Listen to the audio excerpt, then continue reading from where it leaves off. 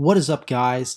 It is American Hill Politics back here today, and I think it's pretty obvious at this point. I haven't been posting a lot on YouTube very much. I have been active on Twitter, um, and basically, now that school is done, hopefully I can get some videos out soon and pump out a lot more for y'all. I'll be going on vacation in a few weeks, so I'll be inactive then, but I figured the election season is heating up again with this special election that we have in New Mexico's first district, and I figured I'd make a video on it the day before the election. So tomorrow is June 1st, the day of the special election in New Mexico's first district. Now, disclaimer right up front. For those of you who are looking for a video that is going to tell you, oh, the Republicans are going to win this district because red wave or whatever, I have to disagree. I do not think that the Republicans have really a shot at this special election. Now, they have a shot to make it somewhat close, depending on how they turn out on Election Day. However, it will most likely be not a very close election. It might even stay safe Democrat, but don't panic because I'm going to break down why this election will be an indicator and why I think it will be successful for Republicans even if they do not win. So first we go and look at the last result. The Democratic incumbent in 2020 won it by roughly 16 points, won with 58% of the vote in 2020 in a very high turnout election. And you look and you can see she won with about 187,000 votes in New Mexico's first district. Deb Haaland won over Michelle Garcia Holmes. And neither of these are running again. It is an open seat. And the two candidates are Mulaney and Stansbury, who's the Democrat, and then Mark Moores and a bunch of other independent candidates who I will talk about or who I will show some data on later. But if we go back to this map, it was a high turnout year, and the Democrats won the seat by about 16 points. Joe Biden actually won the district over Donald Trump by about 23 points, so he overperformed or outperformed the Democrats in the House.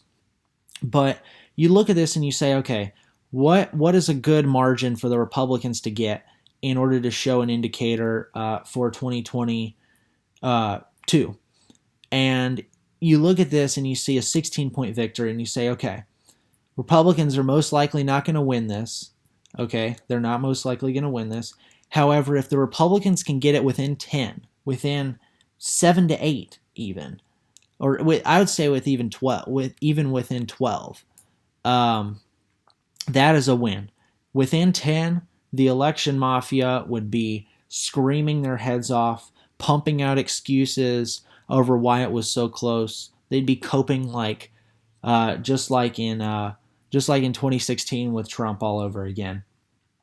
And I do think that Republicans aren't going to do significantly better. But if we look at some of the data out of the early voting, you can see that 71,000 votes have been cast, and the Democrats have about a 22,000 vote lead, or about 21,000 vote lead, and about basically double what the Republicans currently have. So you look at this, and you scroll down here, and you can see that turnout for the Democrats is only at about 16% right now, which is pretty bad, I would say. It's going to be slightly low turnout, but regardless, we'll see what happens.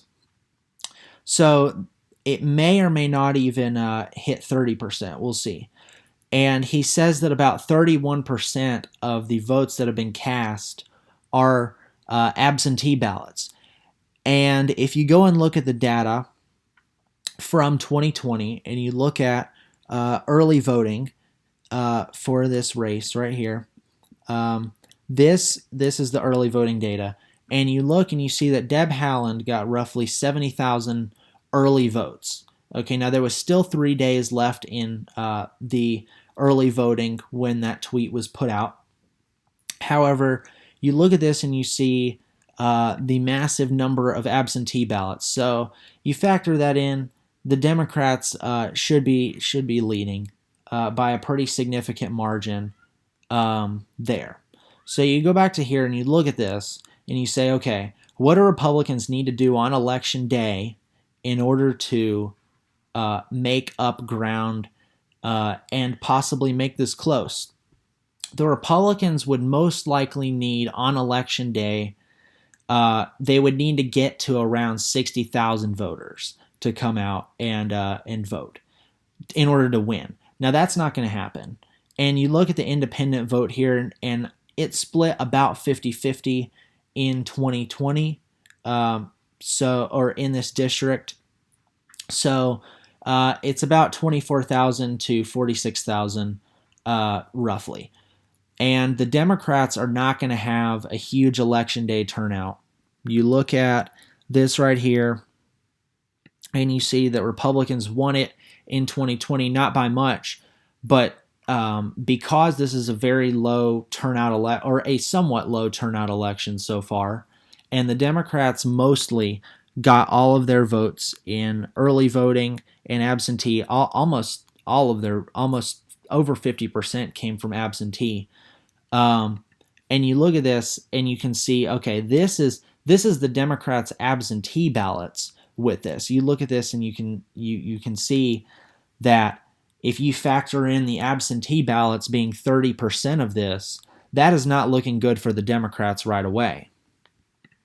And you look at these are the voter registration statistics that you've got here, and you can see that there are about 217,000 registered Democrats.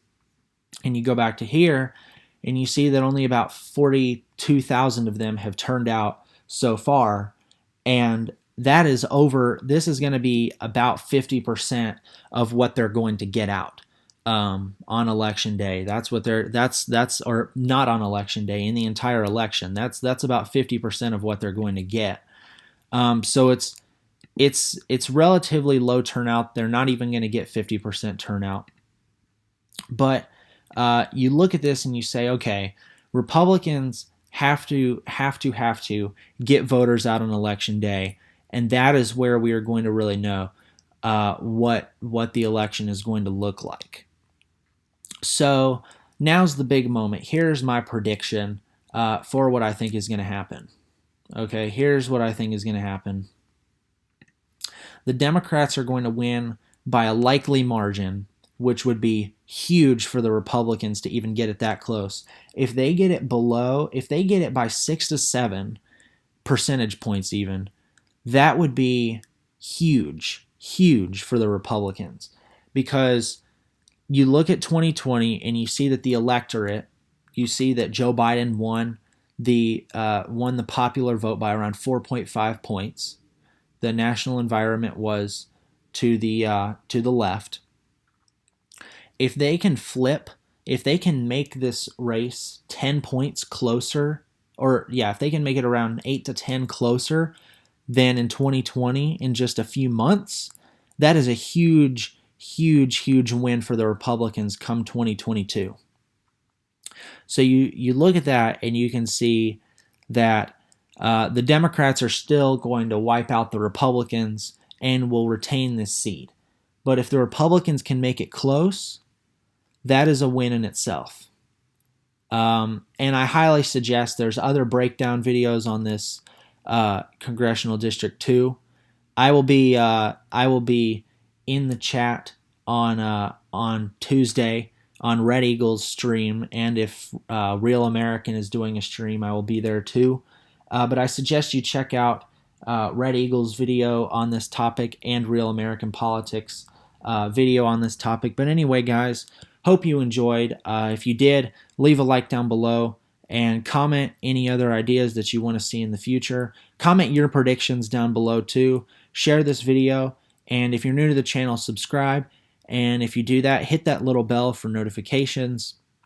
And anyway, guys, this has been American Hill Politics, and I will see you guys next time.